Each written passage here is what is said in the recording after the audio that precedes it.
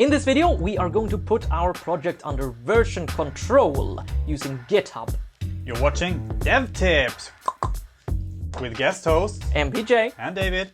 GitHub.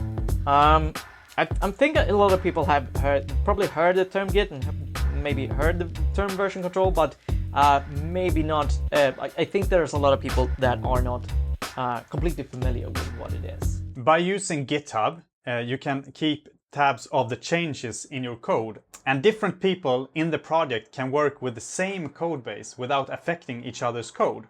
So you can work on one part of the project, perhaps the playlist component, and I can work on the title component, and we can work independently of each other, and then eventually when you're done and I'm done, we can merge into the project without it just exploding. Exactly. So it's first and foremost, GitHub is a collaboration tool, but it's also very useful to use GitHub even if you are just a single person, because it gives you this version control. It allows you to see what changes you have made, and if you make a mistake at some point, you can roll back to another version, and you can also check out certain version at some point in time and just check what happens at that point. There's also a ton of other very handy features, but I would say that those are the big ones. Very advanced rollback features and collaboration features. Yeah, and it also works as a backup, so you don't have to have the code on this laptop we're using right now. Or if none of those things convinces you, you can also think that GitHub is something that all developers use. So if you want to speak with developers and interact with developers, you're doing that via version control and not emailing files back and forth, that is going to make it's going to remove a lot of the friction. This is what GitHub looks like when you are logged in. So what you have to do on your own, if you're following along, is to create an account on github.com. But it will look something a little bit like this. Here you'll see that I have tons and tons of activity. So that means that there's an activity feed of everything that has happened in all the repositories that I contribute to. A repository is basically, you can think of it sort of like an equivalent to perhaps a Dropbox shared folder or something like that. Yeah. It's a space where we keep code for one project. And my repositories are here. I have amassed a lot of them over the years, but yours is going to be empty.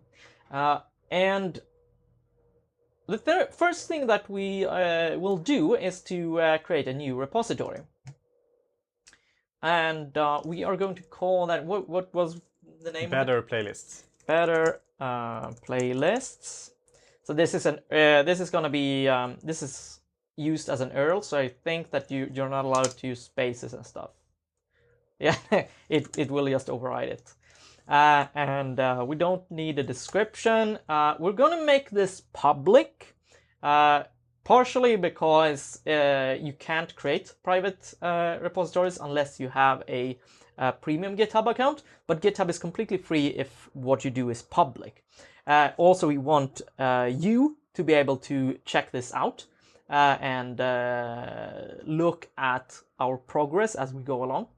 So we're going to put a link to this GitHub repository in the episode description. We don't need to initialize this repository with a README.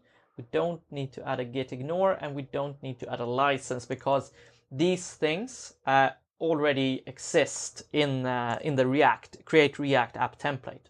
So basically, yeah, just the name, public, and create repository. So we talked a little bit about what the next step is here that we want to show you guys. Because I'm a software engineer by trade, and I do these things every day. So I use these SSH keys and stuff. But David suggested that we should use GitHub Desktop instead. All right, so we need to get access to this repository now from our local machine.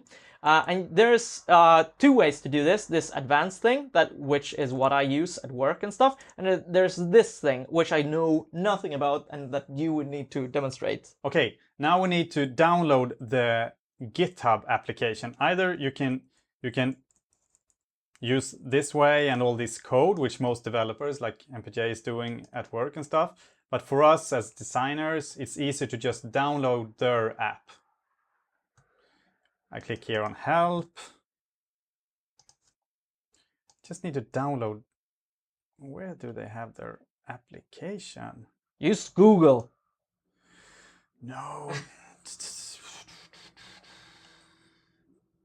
Perhaps they don't have it any longer. They do. GitHub desktop client. Here we go. Yeah. Download from macOS. Yeah, in case you didn't catch that there, David just clicked around on everywhere until he found it.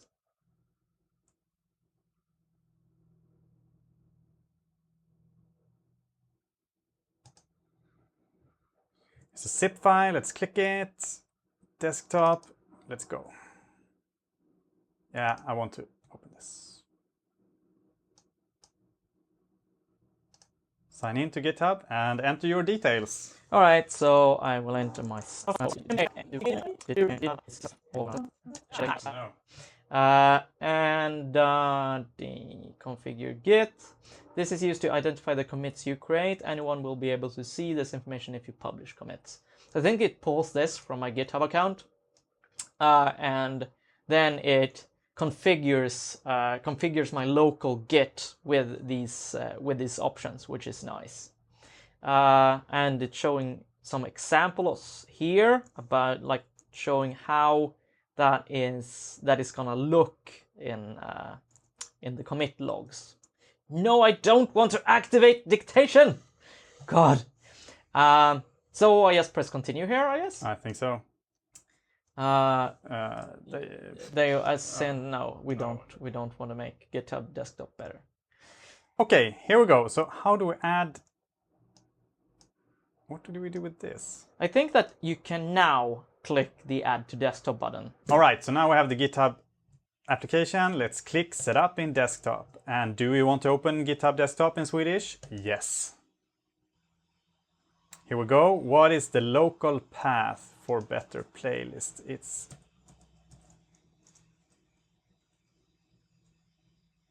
den vill skapa en ny. Okay.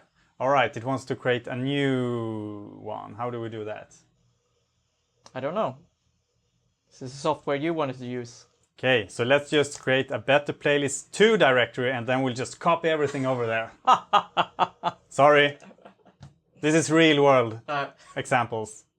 So here we will have, it will be empty. Yep. And I will just copy it. Yeah. So here we have the better, copy everything from there to the better playlist 2. Paste. How big is it? It's 129 megabytes. This is more than JavaScript development for you. I hope it will remember this git ignore file, which says what it will ignore and not ignore. It will not, because you used Finder to copy this, okay. And it won't include hidden files. So you need to move that over using the terminal. Okay, so let's go to the terminal. Yep. We are in the original. Yeah. thing. So if you do ls./-a, you will see all the hidden files as well. This file we need because we don't want to push everything in this node modules catalog exactly. directory. Yeah, because the node module catalog is something that it's just a temporary thing. You can re-download that easily at any time. So we don't want to commit that. It's temporary files, and we don't want them in our repository. That would be. So in the terminal, how do I copy everything here into the new directory? You have already copied everything, so I think that you can just move the git ignore file, or copy. Let's copy it actually. Is that CP? Yeah. Exactly, and then you type the destination, so it's like parent and better playlists 2. And then the file name. I think if you just specify the directory, it will and go into that directory. So go up one directory, and then You didn't get it. it did, or we don't know because you are not listing the hidden files. It got it. Yes. And let's just look at it. So I can type cat git ignore to just see the contents. So the cat is a way of just showing what is in a file quickly. And this looks sort of right. Yeah. Because it says to ignore the node modules directory, which is where all the megabytes were. Yeah. Now, GitHub desktop application. There you go. There we are. So what this shows us is that all these files, since the inception of the repository or project, yeah, all these files are new additions. Yeah. And we want to make a commit. We want to add this update to the repository. Yes. So initial commit is the title of that one. Yeah. And copied everything from the previous episode. Yeah. Commit to master. Is that all right? Yeah, it is. It is. Boom. Yeah. Magic. Okay. It disturbs my soul so much that this directory is called betterplaylist.2-2. All right. It's okay. And now I can publish this branch so it will actually upload everything here to GitHub and we will see updates on the website. Yeah, let's try that. So it uploads 18 files, so it doesn't upload all the node module files. No, exactly. Like it, as you saw there, it uploaded like that, and that is, it wouldn't have uploaded 129 megabytes that fast. And you also see here that we have all the files, but the node modules directory is not there. And again, the node modules directory is all the npm packages.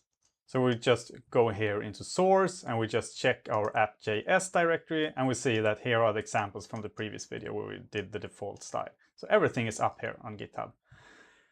And what is the nice part is this part where you can check the commits.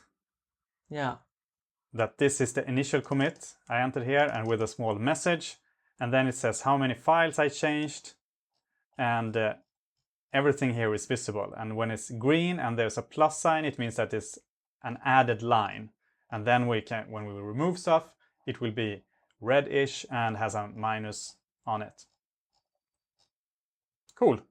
So it's on GitHub now. It is. And you can go here and see this in if you follow the link in the description. Yeah, or github.com/mpj/betterplaylists.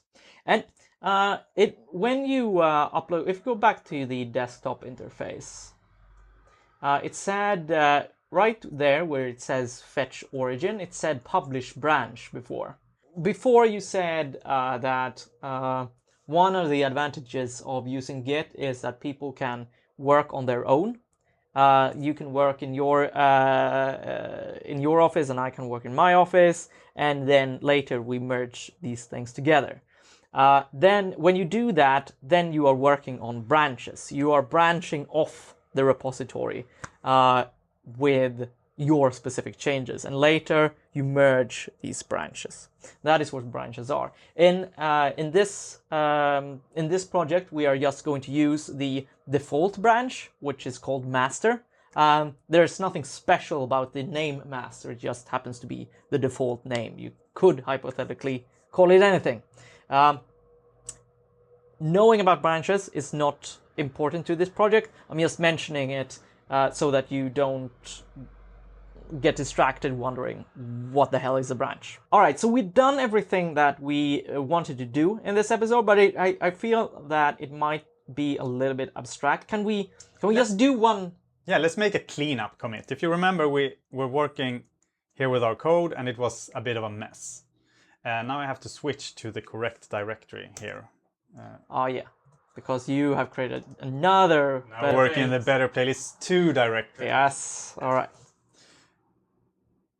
Don't save those changes. There's a golden star in it for you if you can figure out a cleaner way of doing this on your own without creating this intermediate directory. We told you it's gonna be dirty, this series. Yeah, so I don't like this line break here. Remove it. Yeah. And what more do we have? I think the default text color intermediate variable there is completely unnecessary. Yeah, so let's just remove that and just put it here in the object straight away and remove this one. And we should just see if everything is still running. Oh, we have to reboot from the terminal in the correct it's now directory. looking at the old version. If you remember, we had a tab here. Let's just stop that. Yep. Control C a couple of times, and then we just go down a directory, up a directory. Up a directory, and then into the playlist 2 directory. Yes. And how did I run the React thing? It's almost always npm start. npm start. That's usually how you run node-based servers. So it's rebooting and it should look the same. Yep. It looks the same, that's great. And is there anything more here that feels unnecessary or import logo? We are not using that. We're not using the... I think we're using a bit of the app.css. Yeah, let's just check the CSS here. What happens if you just remove it completely? The CSS file? Yeah, exactly. So, I removed the CSS file. Yeah. Fail to compile. Yeah, because it's calling the CSS file. And then we'll comment it out there. It looks sort of okay. Yeah, but it's still like we couldn't just remove it. So, you know what? Now we have a deleted file. Oh, let's damn it. Yeah, exactly. Oops, we deleted a file that we didn't think we needed, but it seemed like we needed. How do we get it back? This is where version control comes in. So let's head to the GitHub desktop app. Here it says a minus. It says that we deleted this entire file. And then this line says, these are the changes that we removed these lines and added this line instead. And all that stuff. So right now we can just right click and discard the changes, which is discard the deletion of the file. Precisely. If we do that, are you sure? Yes. Boom. It popped right back up. Yes. This is this is amazing. Yeah. Yeah, this is very, very nice. This has saved me an infinite amount of times. I would never even for just a little project like this, where we just play along, we don't care about directories. Even in these cases, I would not consider working without Git. So just like keep on. I will remove this H1 CSS thing because I want to do it inline here. Yeah. Instead, where is the H1? Where is the H1? Oh, it's in the main component. H1 style. Let's see if I remember this. Is that it? Yep. Dot dot dot like that. Here. Dot dot yes, dot. Exactly. And I would only extend with the font size, which was 54 pixels. Yeah, but you don't. You also need to specify what it's extending. Yeah, the default style, of course, my dear React. Yeah, that looks great. That looks even more like the sketch. Sweet. And now we have these changes in the CSS file. We removed stuff. And then in the app.js file, we have all these changes. And let's write a nice message here for ourselves when we come back later in time and want to figure out why we did this change. Cleaned up stuff. Yeah, that's very descriptive. But you have comment like that comment there. I don't like that. This one? Yeah, like you commented it out. We can just. Now we don't need the file though. Or is it, you're still not pulling in the CSS file? Yeah, I'm not. I think it's like, if you look now, just import it and see what changes. It will center it. I think, yeah, it's some margins. Yeah, right. Let's keep it. Let's keep it. Let's keep it. All right. Cleaned up stuff. Yeah. I will commit it. Oh, yeah. So... oh, yeah, because that commit was before I removed the dashes here. Precisely. Missed this thing. Yeah. These are the worst ever commit messages. Yeah. But it's fine. Yeah. So it should be noted that we are showing you how to use Git here. We are not showing you... This is not the best practice in all contexts. No. But it will give you the most important parts of Git. Yeah. It will give you the backup thing that we just showed you. Yeah, we just were able to revert a very specific file to the state that it was before, which was not deleted. But we could also have done that if we had just messed up some part of it and reverted it to the specific state that it was in before. And it will also give you the ability of going back and forth in time at a larger scale. And it will also give us the shareability and collaboration aspects, even if it's a little bit messy. Developers in production will be a lot more picky, but for our purposes here, our high-fidelity prototype, this is just fine. So I will just push it. We can see here that now we have 3 commits, and we can look at the commit history. That first we did the initial commit, then we did the cleanup stuff, and then it's like missed this thing commit. So if I now want to see what happened here, I can just click cleanup stuff, and it will show me what I did in this commit. Yeah. It's really neat and handy. So this pushing thing, what is that? The pushing is that you upload from your local computer to the remote server that keeps all the remote repositories, which is GitHub in this case. Exactly. So what we have failed to mention is that GitHub is a service for Git. Yes. So Git is the version control system. There are several other competitors to GitHub, but GitHub is by far the most popular one.